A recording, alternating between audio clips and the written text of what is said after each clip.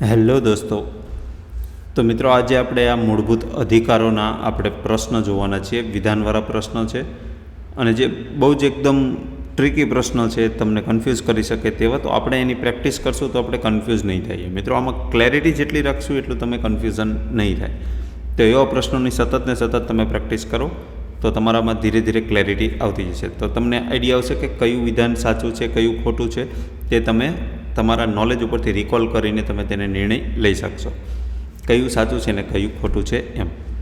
તો આજે આપણે મૂળભૂત અધિકારોની જે આ પીડીએફ છે મિત્રો, આ માસ્ટર પીડીએફ છે કે આ અધિકારોની પીડીએફ જે હું તમને આપી છે, આ પીડીએફ તમે જરૂરથી કરી દેજો. એકવાર તો આને વાંચી જ લેજો, બરાબર. તમે જો આગળ મૂળભૂત અધિકારો વાંચેલા છે તો રિવિઝન સ્વરૂપે આ પીડીએફને જરૂરથી વાંચજો, બરાબર. એ આ મારી નમ્ર અપીલ છે કે આ એકવાર તો જરૂરથી વાંચજો, જેથી તમને ઘણો બધો ફાયદો થશે. તો આપણે જોઈએ સૌથી પહેલો પ્રશ્ન કે અનુચ્છેદ 14 અને 15 પર આધારિત નીચેના વિધાનને ધ્યાનમાં લો અને તેમાંથી કયું વિધાન ખોટું છે એ આપણે અહીંયા જણાવવાનું છે. સૌથી પહેલું વિધાન છે કે ભારતના બંધારણનો અનુચ્છેદ 14 કાયદાનું સમાન રક્ષણનો સિદ્ધાંત યુકેના બંધારણમાંથી લેવામાં આવ્યો છે. આ વિધાન સાચું છે કે ખોટું છે? તો આ વિધાન બિલકુલ ખોટું છે. કેમ? આગળ આપણે ચર્ચા કરીએ. બીજું સ્ટેટમેન્ટ છે કે અનુચ્છેદ 15(1) હેઠળ રાજ્ય માત્ર ધર્મ, જાતિ, લિંગ, જન્મસ્થળ અને રંગ અથવા તેમાંથી કોઈ પણના આધારે ભેદભાવ કરી શકશે નહીં. તો મિત્રો આ વિધાન આમ એક રીતે સાચું છે, બરાબર, પરંતુ અહીંયા આપણે આ વિધાન ખોટું છે. કેમ? આપણે આગળ ડિટેલ આની જોશું એટલે આપણને વધારે ક્લેરિટી આવશે. ત્રીજું છે કે અનુચ્છેદ 14 એ તર્કસંગત વર્ગીકરણની મંજૂરી આપે છે, પરંતુ તે મનસ્વી ન હોવી જોઈએ. તો આ વિધાન સાચું છે. ચોથું છે કે રાજ્યને બાળકો અથવા મહિલાઓ માટે ખાસ જોગવાઈઓ બનાવવાની અનુચ્છેદ નંબર 15 અટકાવતો નથી. તો આ વિધાન પણ સાચું છે, બરાબર. તો આમાં સાચો જવાબ આવશે એ અને બી બંને ખોટા છે. આપણને ખોટું પૂછેલું છે. કેમ એ ખોટું કેમ છે? તો કે કાયદાનું સમાન રક્ષણ જે છે તે યુકેના બંધારણમાંથી નહીં પરંતુ યુએસના બંધારણમાંથી લેવામાં આવ્યું છે, બરાબર. અને યુકેના બંધારણમાંથી તો શું લેવામાં આવ્યું છે? કાયદા સમક્ષ સમાનતા. હવે મિત્રો અહીંયા જો કન્ફ્યુઝન છે તો યાદ રાખજો, કાયદાનું સમાન રક્ષણ પૂછે તો યુએસએ અને કાયદા સમક્ષ સમાનતા પૂછે તો યુકે, બરાબર. યુકે એટલે કે બ્રિટન. તો આ મિત્રો ખાસ યાદ રાખજો. ત્યાર પછી બીજું વિધાન ખોટું છે કે અનુચ્છેદ 15(1) હેઠળ રાજ્ય ભેદભાવ કરી શકશે નહીં તેવા 5 આધાર છે, બરાબર. તો આપણે જો ધર્મ, જાતિ, લિંગ, જન્મસ્થળ અને રંગ હતું, પણ રંગ નહીં મિત્રો, બંધારણમાં તેમાં વંશ શબ્દ આપેલો છે, જે આપણા સ્ટેટમેન્ટમાં વંશ શબ્દ નહોતો, એટલા માટે એ વિધાન ખોટું છે. તો સાચું આવશે વંશ આવશે, બરાબર. જો અહીંયા વંશ આપેલું હોત તો વિધાન એ સાચું હોત. તો આ વિધાન પણ ખોટું છે આ પ્રશ્ન માટે. અને સાચું વિધાન છે સી સાચું છે, બરાબર. તો કે અનુચ્છેદ નંબર 14 તર્કસંગત વર્ગીકરણની મંજૂરી આપે છે. આ સિદ્ધાંત બંધારણીય કાયદામાં સ્વીકૃત છે. એનો અર્થ એવો થાય કે કાયદો હેતુ અને લોકોને લાગુ કરવામાં આવે છે, તેની વચ્ચે તાર્કિક જોડાણ હોવું જોઈએ, બરાબર. વર્ગીકરણ એ શું છે? તર્કસંગત માનવા માટે તે 2 શરતોને પૂર્ણ કરે છે. એક સમજદાર તફાવત, બરાબર, અને બીજું છે તર્કસંગત સંબંધ. હવે એક મેનકા ગાંધી કેસમાં પણ એવું કહેવામાં આવ્યું હતું કે સમાનતા જે કહેવામાં આવ્યું હતું કે સમાનતા અને મનસ્વીતા પરસ્પર વિરોધી છે. એટલે આપણને સ્ટેટમેન્ટમાં શું કહેવામાં આવેલું છે? તો કે અહીંયા જો આ સ્ટેટમેન્ટ આપણે શું કહેવાનું છે કે તર્કસંગત વર્ગીકરણની મંજૂરી આપે છે, પરંતુ તે મનસ્વી ન હોવી જોઈએ, બરાબર. તો ઓબ્વિયસલી મનસ્વી ન હોવી જોઈએ, કારણ કે તે બંને વિરોધી છે. ત્યાર પછી ડી સાચું છે. તો કે અનુચ્છેદ નંબર 15(3) મહિલાઓ અથવા તો મહિલાઓ અને બાળકો માટે કોઈ વિશેષ જોગવાઈ કરવાથી અટકાવી શકાશે નહીં. તો આ વિધાન પણ સાચું છે. અને બાકીની જે ડિટેલ આપી છે મિત્રો, ઉદાહરણ સાથે આપેલી છે, તમે પીડીએફમાંથી વાંચી લેજો. આપણે વાંચશું તો આપણે વિડીયો ખાલી ખોટો લાંબો થઈ જશે, એનો કોઈ મતલબ નથી. તમે વાંચી લીજો. મેઇન જે તર્ક છે, મેઇન જે ઇન્ફોર્મેશન છે એ હું તમારી સામે અહીંયા પ્રેઝન્ટ કરું છું. બીજો પ્રશ્ન જોઈએ કે અનુચ્છેદ 22 અને 21 પર આધારિત નીચેના વિધાનોને ધ્યાનમાં લો, એમાંથી સાચા કયા છે? તો પહેલું છે નિવારક અટકાયત હેઠળ ધરપકડ કરાયેલ વ્યક્તિને ધરપકડના 24 કલાકની અંદર મેજિસ્ટ્રેટ સમક્ષ રજૂ કરવાનો અધિકાર છે. તો આ વિધાન સાચું છે કે ખોટું છે?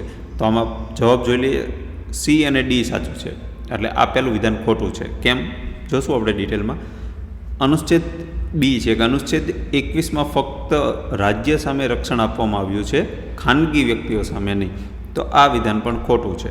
અને સાચું વિધાન શું છે? તો કે જીવનનો અધિકારમાં ગૌરવ સામે જીવવાનો અધિકાર, સ્વસ્થ પર્યાવરણનો અધિકાર અને સ્વાસ્થ્યનો અધિકાર પણ સામેલ છે. ઓબ્વિયસલી આ સાચું છે. ચોથું છે કે બંધારણની જોગવાઈઓ હેઠળ નિવારક અટકાયતનો સમયગાળો 3 મહિનાથી વધુ હોઈ શકે નહીં, સિવાય કે સલાહકાર બોર્ડ, બરાબર, એડવાઇઝરી બોર્ડ જો મંજૂરી આપે તો તેને 3 મહિનાથી વધારે સમય અટકાયત કરી શકાય છે. બાકી અટકાયત કરી શકાય નહીં. શેમાં? નિવારક અટકાયત, બરાબર. યાદ રાખજો આ શબ્દ નિવારક. કેમ નિવારક? તો પહેલો જ સ્ટેટમેન્ટમાં છે કે નિવારક અટકાયત હેઠળ ધરપકડ કરાયેલ વ્યક્તિને ધરપકડના 24 કલાકની અંદર મેજિસ્ટ્રેટ સમક્ષ રજૂ કરવાનો અધિકાર છે, જે આપણે આ વિધાન ખોટું દર્શાવેલું છે, બરાબર. એ વિધાન ખોટું છે. અને ચોથું વિધાન સાચું છે, જેમાં શું કીધું છે કે નિવારક અટકાયતનો સમયગાળો કેટલો છે? 3 મહિનાનો, એટલે કે 3 માસનો, બરાબર. પણ જો સલાહકાર બોર્ડ જો મંજૂરી આપે તો તેનાથી વધારે અટકાયત કરી શકાય, પણ નોર્મલી કરી શકાય નહીં. હવે ડિટેલ આપણે એને જોઈએ. પહેલું ખોટું કેમ છે? તો કે ધરપકડ કરાયેલ વ્યક્તિ 24 કલાકની અંદર મેજિસ્ટ્રેટ સમક્ષ રજૂ કરવાનો અધિકાર એ દંડકારી અટકાયત માટે છે, બરાબર, જે અનુચ્છેદ નંબર 22/2 હેઠળ આવે છે. આ દંડકારી. આપણને પૂછેલું છે નિવારક અટકાયત. જો આપણે અહીંયા હાઇલાઇટ પણ કરેલું છે. નિવારક અટકાયતમાં વ્યક્તિને ગુનો કરતા અટકાવવાના હેતુથી અટકાયત લેવામાં આવે છે. એટલે શું થાય? કોઈ વ્યક્તિએ હજી ગુનો કર્યો નથી, પણ એ ગુનો કરતા અટકાવવાના હેતુથી, એટલે કે એ ગુનો ન કરે, બરાબર, એના માટે એની અટકાયત કરવામાં આવે, જેથી કરીને એ ગુનો ન કરે.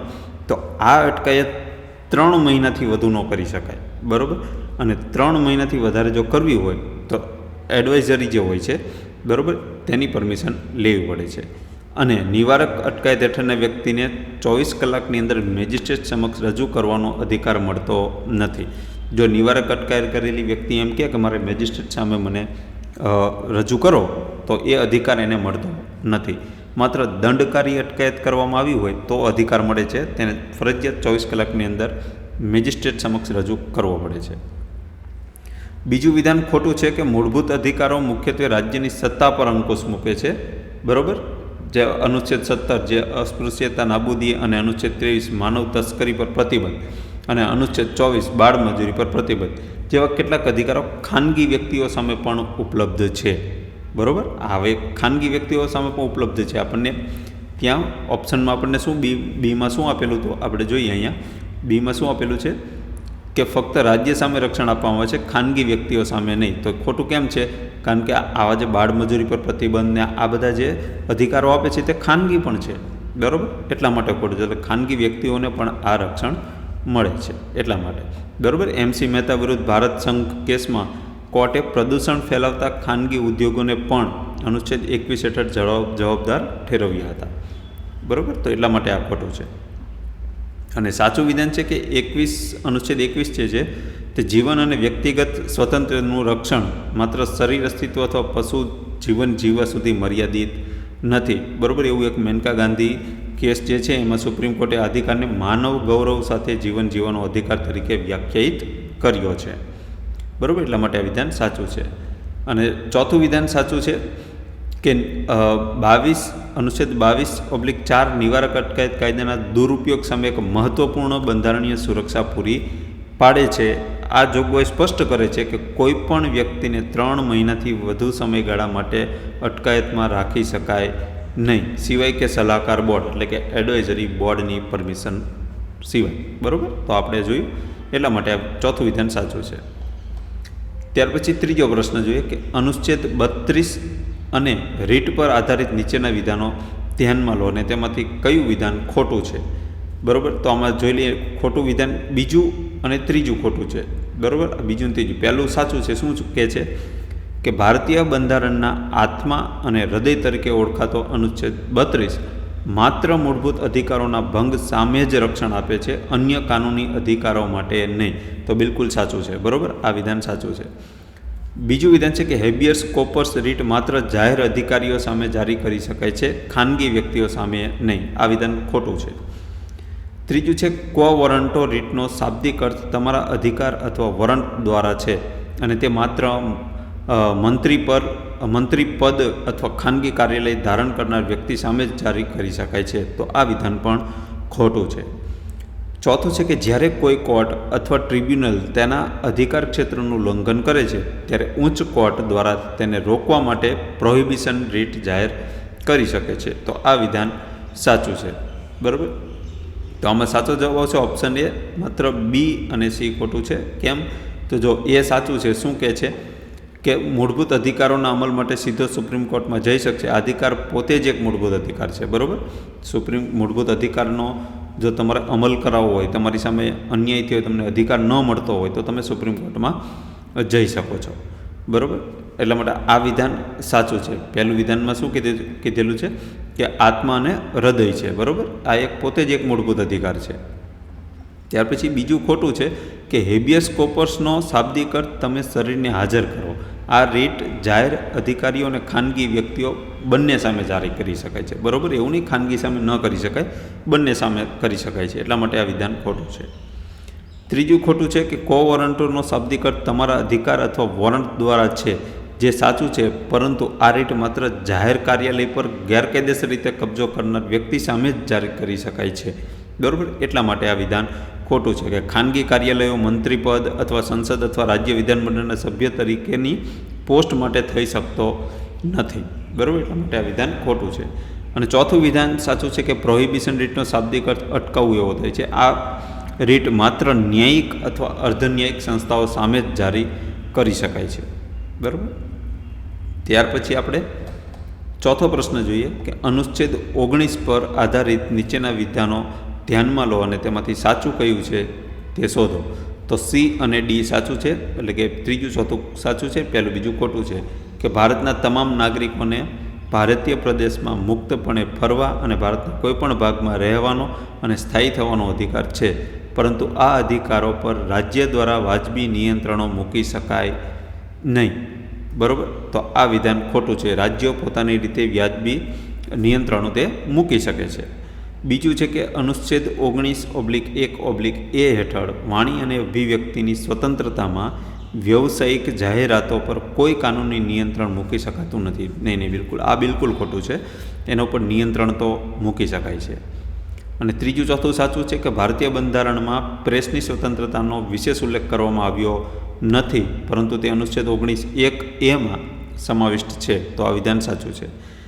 રાજ્યની સુરક્ષા, વિદેશી રાજ્યો સાથેના મૈત્રીપૂર્ણ સંબંધો, જાહેર વ્યવસ્થા, સભ્યતા અથવા નૈતિકતાના આધાર પર વાણી અને અભિવ્યક્તિની સ્વતંત્રતા પર નિયંત્રણો મૂકી શકાય છે. તો બિલકુલ મૂકી શકાય છે. સાચું છે. હવે ખોટું કેમ છે? પહેલું ખોટું છે કે અનુચ્છેદ 19(1)D મુક્તપણે ફરવાના અધિકાર અને 19(1)E રહેવા અને સ્થાયી થવાના અધિકારની ખાતરી આપે છે, પરંતુ આ અધિકારો સંપૂર્ણ નથી. બંધારણના અનુચ્છેદ 19(5) હેઠળ આ અધિકારો પર રાજ્ય દ્વારા વાજબી નિયંત્રણો મૂકી શકાય છે. બરાબર. કયા અનુચ્છેદ દ્વારા? 19(5) દ્વારા. એટલા માટે આ વિધાન ખોટું છે. કેમ એવું રાજ્યને એવું કરવાનું કેમ જરૂર કેમ પડે? તો કે એના બે કારણ છે. સામાન્ય જનતાના હિતમાં અથવા તો અનુસૂચિત જનજાતિના હિતોના રક્ષણ માટે. આપણે અનુસૂચિત જનજાતિઓનું હિત જાળવવા માટે અમુક રક્ષણ તેમને આપવું પડે છે. બરાબર. એટલા માટે આ રાજ્ય નિયંત્રણ મૂકી શકે છે. પછી બીજું વિધાન ખોટું છે તો કે અનુચ્છેદ 19(1)A હેઠળ વાણી અને અભિવ્યક્તિની સ્વતંત્રતામાં વ્યવસાયિક જાહેરાતો પર નિયંત્રણો મૂકી શકાય છે, જે સુપ્રીમ કોર્ટે ટાટા પ્રેસ વિરુદ્ધ MTNL કેસમાં વ્યવસાયિક ભાષણની અભિવ્યક્તિની સ્વતંત્રતાના ભાગ તરીકે માન્યતા આપી હતી. બરાબર. એટલા માટે આ વિધાન ખોટું છે. અને ત્રીજું વિધાન સાચું છે કે ભારતીય બંધારણમાં પ્રેસની સ્વતંત્રતા શબ્દનો સ્પષ્ટ ઉલ્લેખ ક્યાંય કરવામાં આવ્યો નથી. જોકે સુપ્રીમ કોર્ટે વિવિધ ઐતિહાસિક ચુકાદાઓ દ્વારા સ્પષ્ટ કર્યું છે કે પ્રેસની સ્વતંત્રતા 19(1)A હેઠળ આપવામાં આવેલ વાણી અને અભિવ્યક્તિની સ્વતંત્રતામાં સમાવિષ્ટ છે. બરાબર. કોઈ પ્રેસની સ્વતંત્રતા એવું પર્ટિક્યુલર નથી આપેલું. બરાબર. સ્વતંત્ર એવું આપેલું નથી, પરંતુ આ પ્રેસની સ્વતંત્રતા જે છે તે 19(1)A જે વાણી અને અભિવ્યક્તિની સ્વતંત્રતા છે તેની અંદર સાંકળી લેવામાં આવેલું છે, એવું ઘણીવાર સુપ્રીમ કોર્ટે કીધેલું છે. બરાબર. એટલા માટે આ વિધાન સાચું છે. ચોથું વિધાન સાચું છે કે 19(2) એવા 8 કાયદેસર આધારોનો સ્પષ્ટ ઉલ્લેખ કરવામાં આવ્યો છે, જેના પર રાજ્ય વાણી અને અભિવ્યક્તિની સ્વતંત્રતા પર વ્યાજબી જે નિયંત્રણો છે તે લાદી શકે છે. દાખલા કે રાજ્યની સુરક્ષા, વિદેશી રાજ્યો સાથેના મૈત્રીપૂર્ણ સંબંધો, જાહેર વ્યવસ્થા, સભ્યતા અથવા નૈતિકતાનો સમાવેશ થાય છે. બરાબર, તો એટલા માટે આ વિધાન સાચું છે. ત્યાર પછી 5મો પ્રશ્ન જોઈએ કે અનુચ્છેદ 20 અને 23 પર આધારિત નીચેના વિધાન ધ્યાનમાં લો. તો આમાંથી સાચા વિધાન કયા છે? તો માત્ર ત્રીજું વિધાન સાચું છે કે અનુચ્છેદ 23 હેઠળ મનુષ્યનો વ્યાપાર અને બળજબરીથી શ્રમ પર પ્રતિબંધ મૂકવામાં આવ્યો છે અને આ પ્રતિબંધ માત્ર રાજ્ય સામે જ ઉપલબ્ધ છે. તો આ વિધાન સાચું આ વિધાન ખોટું છે. આપણે ખોટું કહેવાનું છે. બરાબર, ખોટું શોધવાનું છે. આ વિધાન ખોટું છે કે માત્ર રાજ્ય સામે જ ઉપલબ્ધ છે એવું નથી, એટલા માટે આ વિધાન ખોટું છે. સાચું વિધાન જે છે, બરાબર, તો આ સાચા વિધાન છે મિત્રો, તે આપણે જોઈ લીધા. અહીંયા ડિટેલ પણ આપેલી છે. આપણે માત્ર અહીંયા ખોટા વિધાન જે છે કેમ ખોટું છે તે જ આપણે જોશું. બરાબર, જેથી કરીને વિડીયો લાંબો ન થાય. આ PDF તમને મળવાની છે. તમે સાચા વિધાન તો વિધાન સાચું હોય તો તમે ડિટેલમાં તમે વાંચી પણ શકશો. આપણે ક્લેરિટી લાવવાની છે. ખોટું છે તો કેમ ખોટું છે? બરાબર, તો ઓપ્શન સી ખોટો હતો. એમાં ત્રીજું વિધાન ખોટું હતું. કેમ કે અનુચ્છેદ નંબર 23(1) મનુષ્યના વ્યાપાર, બળજબરીથી બેગાર એટલે કે બળજબરીથી મજૂરી અને અન્ય સમાન પ્રકારના ફરજિયાત શ્રમને પ્રતિબંધિત કરે છે. આ એક એવો મૂળભૂત અધિકાર છે કે જે માત્ર રાજ્ય સામે જ નહીં પણ ખાનગી વ્યક્તિઓ સામે પણ ઉપલબ્ધ છે.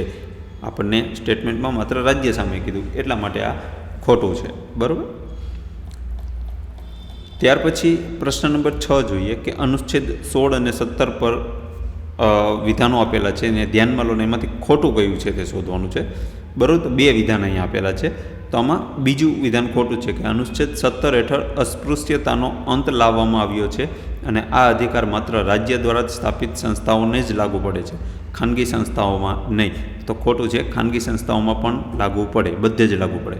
અને સાચું છે શું છે કે અનુચ્છેદ 16(4) હેઠળ રાજ્યને એવો અધિકાર છે કે તે રાજ્યની કોઈ પણ પોસ્ટમાં બેકવર્ડ ક્લાસના નાગરિકો માટે જોગવાઈ કરી શકે જો તે વર્ગનું રાજ્યની સેવામાં પર્યાપ્ત પ્રતિનિધિત્વ ન હોય. બરાબર, તો પણ તે આ વિધાન સાચું છે. બીજું ખોટું છે કારણ કે તે ખાનગીમાં પણ, જો રાજ્ય સામે જ નહીં પણ ખાનગી વ્યક્તિઓ સામે પણ આ અધિકાર જે છે તે લાગુ પડે, અધિકાર અનુચ્છેદ 17 લાગુ પડે છે. બરાબર, ત્યાર પછી પ્રશ્ન નંબર 7 જોઈએ કે અનુચ્છેદ 19 પર આધારિત નીચેના વિધાનને ધ્યાનમાં લો ને તેમાંથી સાચું કયું છે તે શોધો.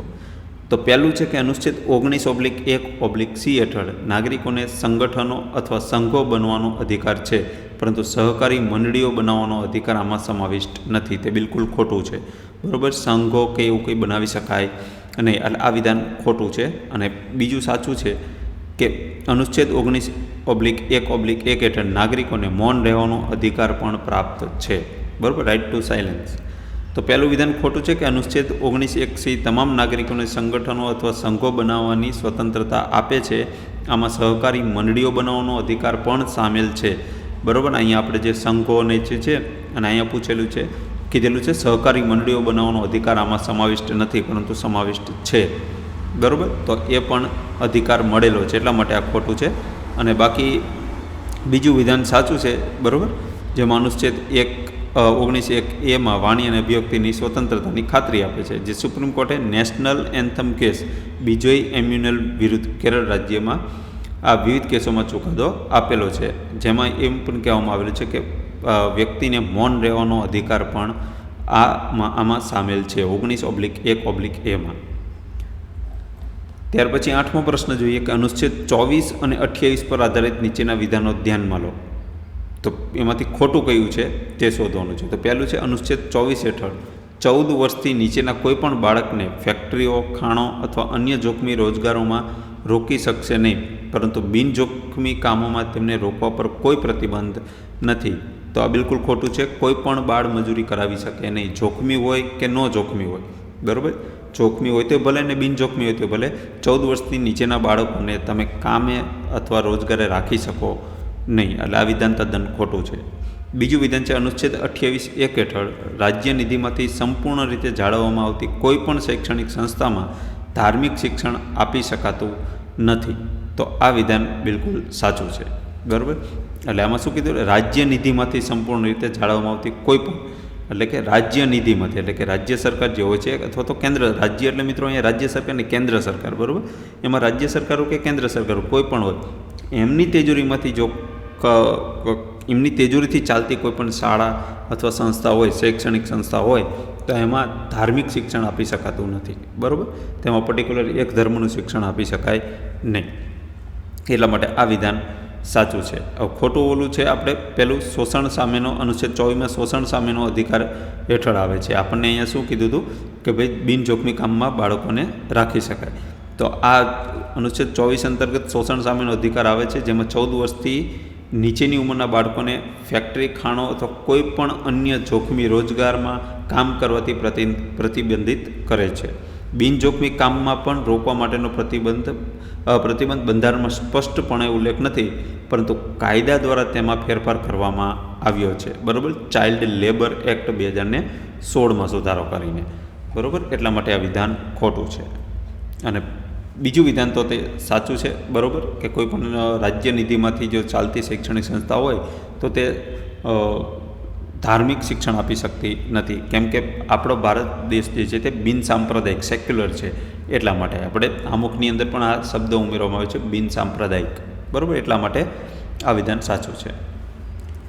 9મો પ્રશ્ન જોઈએ કે અનુચ્છેદ 21A અને 25 પર આધારિત નીચેના વિધાનો ધ્યાનમાં લો અને તેમાંથી સાચું વિધાન કયું છે તે શોધો. તો પહેલું વિધાન છે અનુચ્છેદ 21A 86માં બંધારણીય સુધારા 2002 દ્વારા ઉમેરવામાં આવ્યો છે અને તેમાં 6 થી 14 વર્ષના બાળકો માટે મફત અને ફરજિયાત શિક્ષણનો અધિકાર આપવામાં આવેલો છે. તો સાચું છે, બરાબર. આ બિલકુલ વિધાન સાચું છે. બીજું છે કે અનુચ્છેદ 25 હેઠળ વ્યક્તિની ધાર્મિક સ્વતંત્રતા, જાહેર વ્યવસ્થા, નૈતિકતા અને સ્વાસ્થ્યના આધીન છે, પરંતુ તે મૂળભૂત અધિકારોના અન્ય જોગવાઈઓને આધીન નથી. તો આ બિલકુલ ખોટું છે, બરાબર. તો પહેલું તો આપણે રાઇટ ટુ એજ્યુકેશનનું આપણે જોયું, એ સાચું છે. બીજું ખોટું કેમ છે તો કે અનુચ્છેદ 25 વ્યક્તિને અંતરાત્માની સ્વતંત્રતા અને ધર્મને મુક્તપણે માન્ય રાખવાનો, આચરવાનો અને પ્રચાર કરવાનો અધિકાર આપે છે. આ અધિકાર માત્ર જાહેર વ્યવસ્થા, નૈતિકતા, સ્વાસ્થ્યના આધારો પર જ નહીં, પણ મૂળભૂત અધિકારોના અન્ય જોગવાઈઓને પણ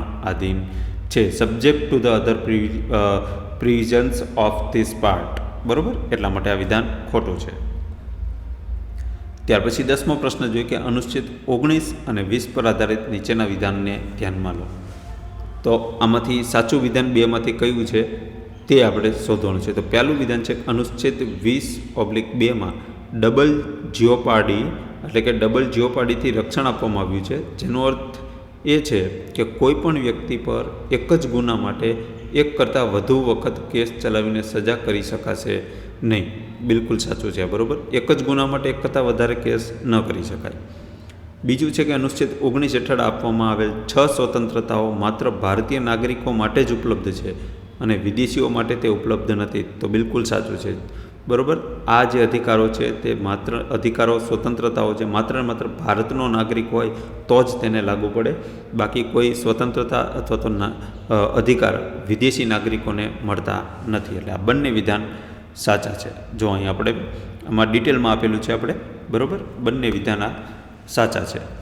તો મિત્રો આપણે આવા પ્રશ્નો જોયા, તમને હું આ PDF આપીશ, તમે PDF આને જરૂરથી એકવાર વાંચી લેજો, તમને બહુ જ ઉપયોગી થશે, બરાબર. અને બાકી તમને જો આ વિડીયોમાં કોઈ પણ પ્રશ્ન હોય તો નીચે કમેન્ટ સેક્શનમાં જરૂર જણાવજો. અને મિત્રો આ જો અહીં સુધી વિડીયો જોઈએ છે તો લાઇક કરવાનું ભૂલતા નહીં. આ વિડીયોને માત્ર એક લાઇક કરીને જજો, ચેનલને સબસ્ક્રાઈબ ન કરી તો સબસ્ક્રાઈબ કરીને જજો.